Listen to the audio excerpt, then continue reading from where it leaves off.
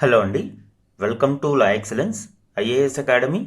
ఈరోజు మనం జూలై 24 నాటి ఈనాడు న్యూస్ పేపర్లోని ఇంపార్టెంట్ కరెంట్ అఫైర్స్ గురించి డిస్కస్ చేద్దామండి. బిఫోర్ దట్ మనము ప్రీవియస్ క్లాస్లోని క్వశ్చన్ గురించి చూద్దాము. క్రింది వాటిలో ఇన్ స్పేస్ యొక్క ప్రాథమిక లక్ష్యాన్ని ఉత్తమంగా వివరించేది ఏది? ప్రీవియస్ క్లాస్లో భారత అంతరిక్ష రంగంలో ప్రైవేటు అంకురాల యొక్క వృద్ధి గురించి మాట్లాడుతూ ఇన్ స్పేస్ యొక్క ప్రాముఖ్యతను మనము డిస్కస్ చేయడం జరిగింది. ఆ కంటెక్స్ట్లో ఈ క్వశ్చన్ ఇచ్చాను అండి. 4 ఆప్షన్స్ ఉన్నాయి. కరెక్ట్ ఆప్షన్ని ఐడెంటిఫై చేద్దాం. ఆప్షన్ ఏ, ప్రపంచవ్యాప్తంగా ఇస్రో ఉపగ్రహాల వాణిజ్య మార్కెటింగ్. అంటే ఇస్రో అభివృద్ధి చేసిన ఉపగ్రహాల యొక్క కమర్షియల్ మార్కెటింగ్ గురించి అని ఇక్కడ ఇవ్వడం జరిగింది. బట్ ఇది రాంగ్ అండి. ఎందుకు అంటే ప్రస్తుతం ఇస్రో యొక్క కమర్షియల్ యాక్టివిటీస్ని ఎన్ఎస్ఐఎల్ పర్యవేక్షిస్తుంది. ఈ న్యూ స్పేస్ ఇండియా లిమిటెడ్ ప్రస్తుతం ఇస్రో యొక్క మేజర్ కమర్షియల్ యాక్టివిటీస్ని డీల్ చేస్తూ ఉంది. గతంలో యాంత్రిక్స్ ఇస్రో యొక్క కమర్షియల్ ఆర్మ్గా ఎక్కువ వ్యవహారాలు నిర్వహించేది. బట్ ఇప్పుడు యాంత్రిక్స్ కొన్ని స్పెసిఫిక్ టెక్నికల్ కన్సల్టేషన్స్ మరియు లెగసీ కాంట్రాక్ట్స్కి మాత్రమే పరిమితమవుతుంది. మేజర్గా ఇస్రో యొక్క కమర్షియల్ యాక్టివిటీస్ని ప్రస్తుతం ఎన్ఎస్ఐఎల్ ఆధ్వర్యంలో నిర్వహించడం జరుగుతుంది. ఆప్షన్ సి, వ్యూహాత్మక ప్రయోజనాల కోసం సైనిక ఉపగ్రహాల అభివృద్ధి. ఇది రాంగ్ అండి. ఇన్ స్పేస్కి సైనిక ప్రయోజనాల ఉపగ్రహాల అభివృద్ధికి సంబంధం లేదు.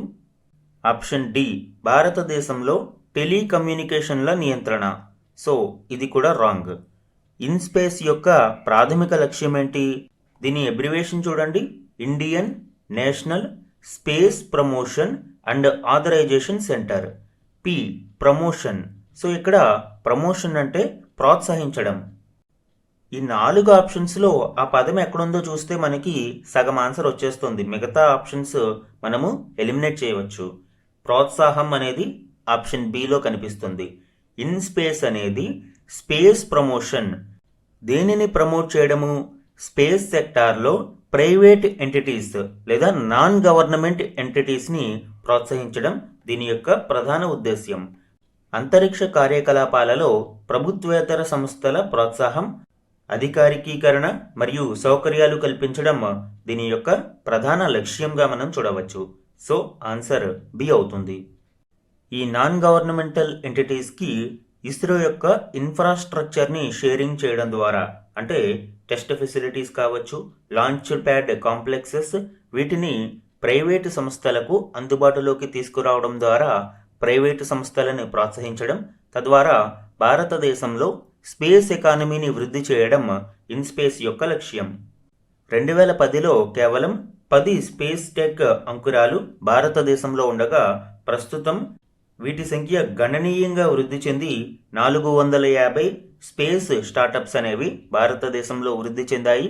అందులో Skyroot aerospace, Agnikul, cosmos verse మరియు ఈవెన్ బెలాట్రిక్స్, ధ్రువ స్పేస్ ఇలాంటి వెల్ ఎస్టాబ్లిష్డ్ స్టార్టప్స్ కూడా గణనీయంగా వృద్ధి చెందుతున్నాయి. స్కైరూట్ ఏరోస్పేస్ అయితే భారతదేశం యొక్క మొట్టమొదటి స్పేస్ యూనికార్న్గా నిలిచింది. భారతదేశంలో ప్రస్తుతం స్పేస్ ఎకానమీ వాల్యూ $8.4 బిలియన్ గా ఉండగా ఇది గ్లోబల్ ఎకానమీలో 2%. దీనిని 2033 నాటికి $44 బిలియన్ కు వృద్ధి చెందేలా చర్యలు చేపట్టాలి అని, 8% గ్లోబల్ స్పేస్ ఎకానమీలో భారత్ వాటా సాధించాలి అనేది ప్రధాన లక్ష్యంగా మనం చూడవచ్చు. ఈరోజు మన ఫస్ట్ ఆర్టికల్ చూడండి. 14,527 కోట్ల రూపాయలతో వ్యూహాత్మక చమురు నిల్వల విస్తరణ, PPP విధానంలో నిర్మాణం. ఈ ఆర్టికల్ ఇండియా యొక్క స్ట్రాటజిక్ పెట్రోలియం రిజర్వ్స్ యొక్క ఫేజ్ 2 విస్తరణ గురించి వివరిస్తుంది. ఇందులోని ఇంపార్టెంట్ పాయింట్స్ ఇప్పుడు చూద్దాం. ఇటీవల పశ్చిమాసియా ఉద్రిక్తతల నేపథ్యంలో స్ట్రాటజిక్ పెట్రోలియం రిజర్వ్స్ యొక్క ప్రాముఖ్యత మరొకసారి వెలుగులోకి వచ్చింది. ప్రస్తుతం భారతదేశం యొక్క ఆపరేషనల్ కెపాసిటీ ఎంత ఉంది మరియు సంక్షోభ సమయంలో భారత అవసరాలకి తగ్గట్లు ఈ వ్యూహాత్మక చమురు నిల్వలను విస్తరించాల్సిన అవసరం గురించి ఇందులో మనం చూడవచ్చు. ఈ వ్యూహాత్మక చమురు నిల్వల ఫేజ్ 2 దశను పబ్లిక్ ప్రైవేట్ భాగస్వామ్య పద్ధతిలో నిర్మించనున్నట్లు ప్రభుత్వం తెలిపింది. సుమారు 14,527 కోట్ల రూపాయలతో ఈ కేంద్రాల నిర్మాణాన్ని చేపడతారు.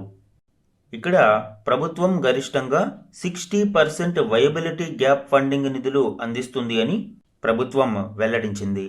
ప్రస్తుతం ఫేజ్ 1కి సంబంధించి కెపాసిటీ మరియు ఫేజ్ 2 యొక్క కెపాసిటీ మనం చూద్దాము. ఈ వ్యూహాత్మక చమురు నిల్వలు అనేవి Indian strategic petroleum reserves limited ఆధ్వర్యంలో నిర్వహించబడతాయి. ఇవి massive under ground rock caverns located near coastal refineries. వీటిని తీర ప్రాంతాలలోని రిఫైనరీస్కి సమీపంలో భూగర్భంలో రాక్ క్యావెరిన్స్ అంటే ఒక కొండలను తొలిచి ఏ విధంగా అయితే తయారు చేస్తారో అటువంటి ఒక రాక్ క్యావెరిన్స్లో చాలా భద్రంగా స్టోర్ చేయడం జరుగుతుంది.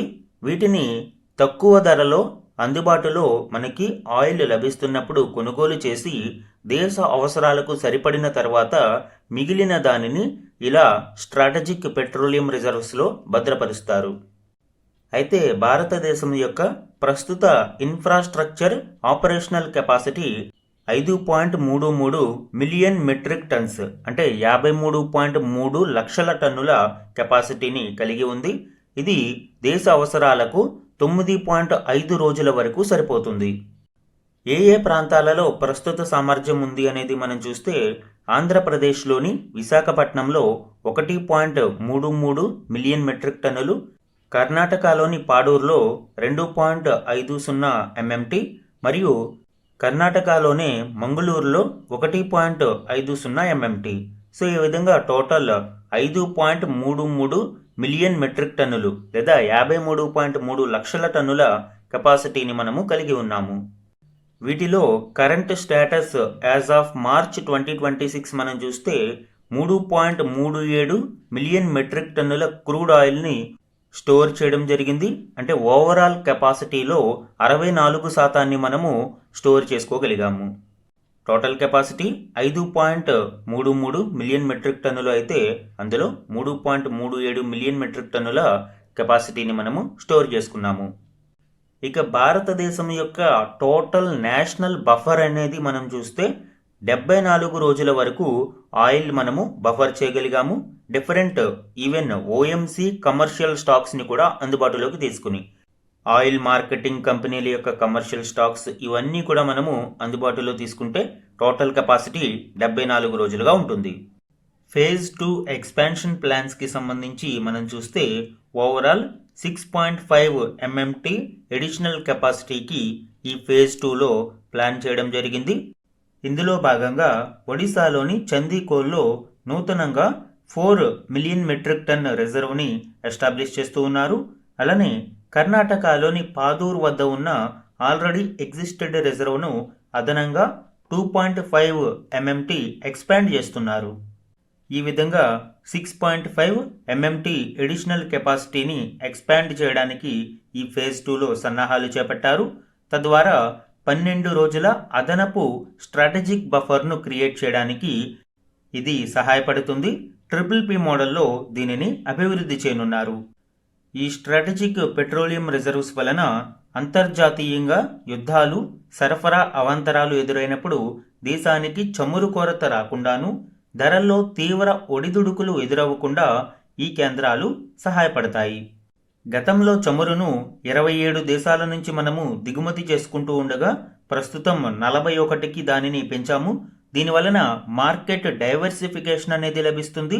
సప్లై చైన్స్ మరింత స్ట్రెంథెన్ అవుతాయి. ఇది వ్యూహాత్మక చమురు నిల్వల విస్తరణకు సంబంధించిన కీలక డీటెయిల్స్. మన నెక్స్ట్ ఆర్టికల్ చూడండి. కుష దీర్ఘశ్రేణి క్షిపణి పరీక్ష విజయవంతం.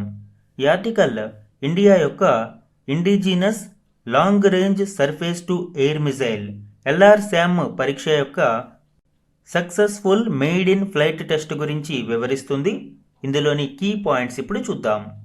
భూమి మీద నుంచి గగనతలంలోకి ప్రయోగించే కుష దీర్ఘశ్రేణి క్షిపణిని DRDO విజయవంతంగా పరీక్షించింది. ఒడిశా తీరంలోని APJ అబ్దుల్ కలాం దీవి నుంచి దీనిని పరీక్షించారు. ఈ ప్రాజెక్టు కుషాకి సంబంధించిన మరిన్ని డీటెయిల్స్ చూద్దాము. ఇది ఇండియన్ వెర్షన్ ఆఫ్ S-400 ట్రయంఫ్గా చెప్పవచ్చు. డిఆర్డిఓ అభివృద్ధి చేసిన multi layered air defence shield. శత్రువుల యొక్క క్షిపణులు, యుఏవీస్ నుంచి రక్షణ కల్పించే ఒక గగనతల రక్షణ వ్యవస్థ. దీని యొక్క కీ క్యాపబిలిటీస్ చూడండి. ఇది stealth jets, UAVs, cruise missiles, ballistic missiles, precision munitions, so ఇలాగా అనేక రకాల థ్రెట్స్ని సులభంగా న్యూట్రలైజ్ చేయగలుగుతుంది. దీని యొక్క మేజర్ అడ్వాంటేజ్ ఏంటి అంటే ఇది హైపర్ సోనిక్ స్పీడ్, సుమారు 5.5 మ్యాక్ స్పీడ్తో ర్యాపిడ్ రెస్పాన్స్ని కలిగి ఉంటుంది. కాబట్టి సులభంగా ఇంటర్సెప్ట్ చేయడానికి అవకాశం ఉంటుంది. దీనిని ఇండియన్ ఎయిర్ ఫోర్స్ యొక్క integrated air command and control system IACCS మరియు automated fire control, early warning వ్యవస్థలతో సులభంగా ఇంటిగ్రేట్ అవుతుంది. సో మనకి నెట్వర్క్ సెంట్రిక్ వార్ఫేర్లో ఇది కీలక పాత్ర పోషించనుంది. ఈ ప్రాజెక్టు కుషా అనేది 3 టైర్ ఇంటర్సెప్టార్ ఆర్కిటెక్చర్ని కలిగి ఉంటుంది. ఇందులో M1, M2 మరియు M3 ఈ విధంగా 3 ఇంటర్సెప్టార్స్ ఉన్నాయి.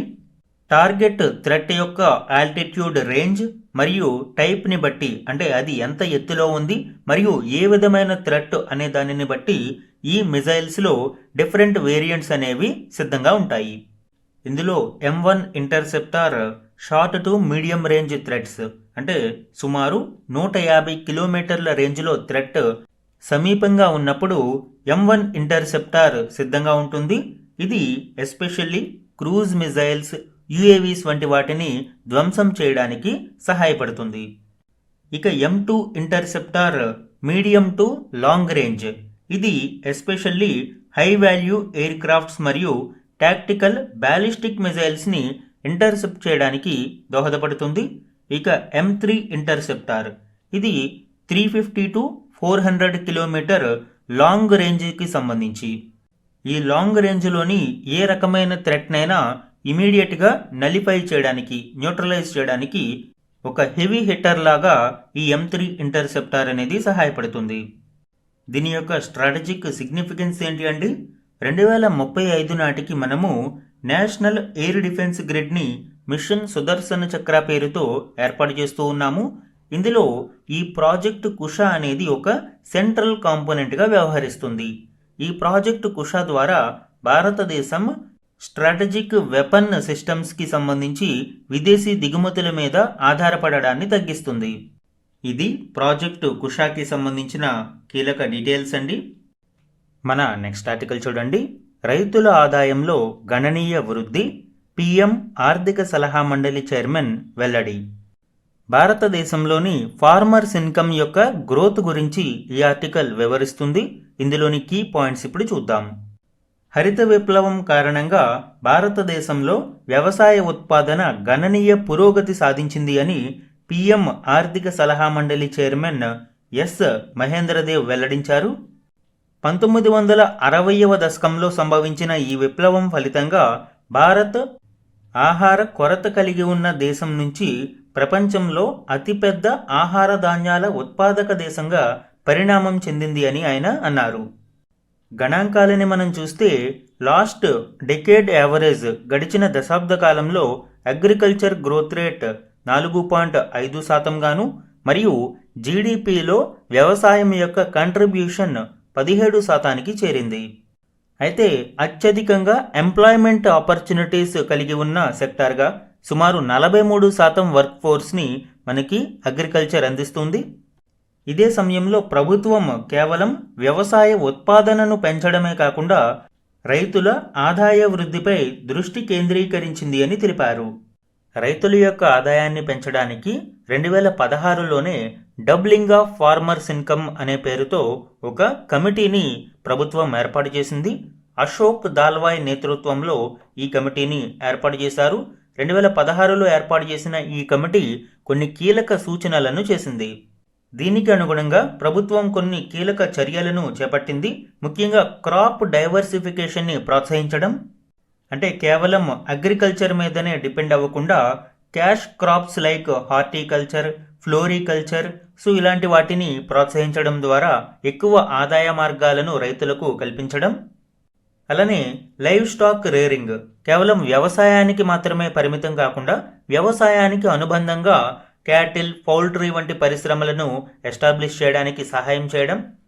ఫిషికల్చర్ అంటే చేపల పెంపకం వంటి వాటిని ప్రోత్సహించడం. ఇలాగా క్రాప్ డైవర్సిఫికేషన్, ఇంటిగ్రేటెడ్ ఫార్మింగ్ విధానాలను ప్రోత్సహించారు. దీనితో పాటు వాల్యూ ఎడిషన్ అంటే ఉత్పత్తికి మరింత విలువను జోడించడం. సో ఈ వాల్యూ ఎడిషన్లో భాగంగా ఫుడ్ ప్రాసెసింగ్ కావచ్చు, డిజిటల్ మార్కెట్ ప్లేసెస్ని క్రియేట్ చేయడం, తద్వారా మిడిల్ మ్యాన్ని అరికట్టి రైతులకు ఎక్కువ ఆదాయం లభించేలా చూడడం. ఇలా విలువను మరింత పెంచడానికి ప్రభుత్వం చర్యలను చేపట్టింది. ఎస్పెషల్లీ ఈనామ్ ప్లాట్ఫామ్స్ కావచ్చు, అలానే ఫుడ్ ప్రాసెసింగ్ క్లస్టర్స్ని ఏర్పాటు చేయడం. ఈ విధంగా పోస్ట్ హార్వెస్ట్లో అనేక చర్యలను తీసుకురావడం జరిగింది. ఇది క్రాప్ డైవర్సిఫికేషన్కి సంబంధించి, ఇది పోస్ట్ హార్వెస్ట్కి సంబంధించి. ఇక హార్వెస్ట్ సీజన్లో అంటే రైతులు పంటలు వేసే సందర్భంలో హై క్వాలిటీ ఇన్పుట్స్ని వారికి ప్రొవైడ్ చేయడం, అంటే నాణ్యమైన విత్తనాలను మరియు వంగడాలను వారికి అందుబాటులోకి తీసుకురావడం. అలానే ఫామ్ మెకనైజేషన్ని ప్రోత్సహించడం, తద్వారా ఎక్కువ లేబర్ ఖర్చును లేకుండా మెకనైజేషన్ను ప్రోత్సహించడం ద్వారా ఇన్పుట్ కాస్ట్ని తగ్గించడానికి ప్రభుత్వం చర్యలను చేపట్టింది. సాయిల్ మేనేజ్మెంట్, వాటర్ మేనేజ్మెంట్, ఇలా అనేక చర్యలను చేపట్టడం ద్వారా ఎక్కువ పంట ఉత్పాదకతను కూడా రైతులకు తీసుకురావడానికి చర్యలు తీసుకుంది. అలానే కిసాన్ క్రెడిట్ కార్డు వంటి విధానాల ద్వారా రైతులకు సులభంగా రుణ సదుపాయం కల్పించే చర్యలను చేపట్టింది. తద్వారా రైతులు మరింత ఉత్పాదకతను సాధించడానికి, సాధించిన ఉత్పత్తిని మిడిల్ మెన్ దోచుకునే విధంగా కాకుండా రైతులు నేరుగా అమ్ముకోవడానికి అవసరమైన సదుపాయాలను కల్పించింది. దీనితో రైతుల ఆదాయంలో వృద్ధి అనేది మనం చూడవచ్చు. సో ఇది భారతదేశంలో ఫార్మర్స్ ఇన్కమ్ గ్రోత్కి సంబంధించి ఇటీవల ప్రైమ్ మినిస్టర్ ఆర్థిక సలహా మండలి చైర్మన్ వెల్లడించిన గణాంకాలు. మన నెక్స్ట్ ఆర్టికల్ చూడండి. రోడ్డు ప్రమాదాల్లో గంటకు 21 మరణాలు, కేంద్ర మంత్రి గడ్కరీ వెల్లడి. ఈ ఆర్టికల్ భారతదేశంలో గత సంవత్సరంలో సంభవించిన రోడ్డు ప్రమాదాల గణాంకాలను కేంద్ర మంత్రి వివరించడం చూడవచ్చు. ఇందులోని కీ పాయింట్స్ ఇప్పుడు చూద్దాం. మొత్తం లాస్ట్ ఇయర్లో రోడ్డు ప్రమాదాలకు సంబంధించి చూస్తే 5,13,563 ప్రమాదాలు సంభవించాయి. ఇందులో ప్రతి గంటకు 21 మంది చొప్పున మరణించారు. 2024తో పోలిస్తే ప్రమాదాలు 5.3% వృద్ధి చెందడం చూడవచ్చు. ఇక దేశంలో ప్రతి గంటకు ఆన్ అన్ యావరేజ్ 59 రోడ్డు ప్రమాదాలు సంభవిస్తూ ఉండగా ఇందులో 21 మంది మరణిస్తూ ఉన్నారు. గత సంవత్సరం రోడ్డు ప్రమాదాలలో మొత్తంగా 1,83,382 మంది ప్రాణాలు కోల్పోయారు. ఇక స్టేట్ వైజ్ మనం చూస్తే అత్యధికంగా రోడ్డు ప్రమాదాలు తమిళనాడులో సంభవించాయి. తమిళనాడులో 71,387 రోడ్డు ప్రమాదాలు జరిగాయి. ఇక మరణాలు అత్యధికంగా ఉత్తరప్రదేశ్లో 27,550 మరణాలు చోటు చేసుకున్నాయి. సో ఈ విధంగా భారతదేశంలో రోడ్డు ప్రమాదాల ద్వారా విలువైన హ్యూమన్ రిసోర్సెస్ని దేశం కోల్పోతూ ఉంది. రోడ్డు ప్రమాదాలను నివారించేందుకు మరియు రహదారి భద్రతను సాధించేందుకు అవగాహన పెంపుదల, సమర్థ రహదారులు, వాహనాల ఇంజనీరింగ్, చట్టాల సమర్థ అమలు, అత్యవసర వైద్య సేవలు అనే 4 విషయాలపై దృష్టి కేంద్రీకరించాలి అని నిర్ణయించినట్లు ఆయన తెలిపారు. ఇటీవలే కేంద్ర ప్రభుత్వం ఒక కీలక స్కీమ్ని తీసుకురావడం మనం చూడవచ్చు.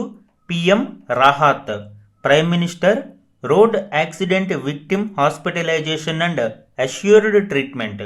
ఎవరైతే రోడ్డు ప్రమాదాలలో గాయపడతారో వారికి ఉచితంగా మరియు క్యాష్లెస్ ట్రీట్మెంట్, అంటే ఏ విధమైన చెల్లింపులు అవసరం లేకుండా అప్ టు 1.5 lakh వరకు ఒక విక్టిమ్కు అందించడానికి ఈ స్కీమ్ సహాయపడుతుంది.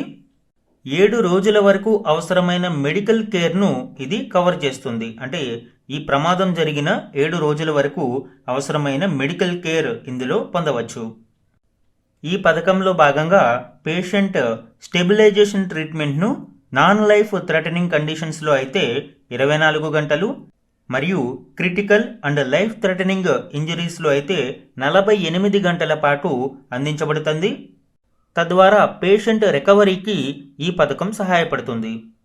ఇక ఇథనాల్ బ్లెండింగ్ గురించి కూడా ఆయన ప్రస్తావిస్తూ, ఇథనాల్ బ్లెండింగ్ వలన ఇంజిన్లు విఫలం కావడం వంటి సమస్యలు తలెత్తడం లేదు అని society of Indian automobile manufacturers సంస్థ తెలియజేసింది అని గడ్కరీ గారు వెల్లడించారు. సో ఇది రోడ్డు ప్రమాదాలకి సంబంధించి భారతదేశంలో ప్రస్తుత గణాంకాలు. మన నెక్స్ట్ ఆర్టికల్ చూడండి. కేరళలో మహిళల కోసం పింక్ బస్సులు ప్రారంభం. ఈ ఆర్టికల్ ఇటీవల కేరళ రాష్ట్రం మహిళల సురక్షితమైన సౌకర్యవంతమైన ప్రయాణం కోసం పింక్ బస్సులను ప్రారంభించడం గురించి వివరిస్తుంది. ఇందులోని కీ పాయింట్స్ ఇప్పుడు చూద్దాం. ఈ బస్సులు ముఖ్యంగా రాత్రి వేళల్లో పనిచేసే మహిళలకు ఎంతో ఉపయోగకరము అని, తద్వారా మహిళల భద్రతకు ఇవి సహాయపడతాయని కేరళ రవాణా శాఖ మంత్రి సిపి జాన్ వెల్లడించారు. టెక్నో పార్క్ వంటి ప్రాంతాలలో పనిచేసే మహిళల కోసం రాత్రి 8-10 గంటలకు ప్రత్యేక నైట్ సర్వీసులు అందుబాటులో ఉంటాయని తెలిపారు. సో ఈ విధంగా మహిళల కొరకు ప్రత్యేకంగా పింక్ బస్సులను తీసుకువచ్చిన రాష్ట్రం ఏది అంటే కేరళ అని మనం చెప్పవచ్చు.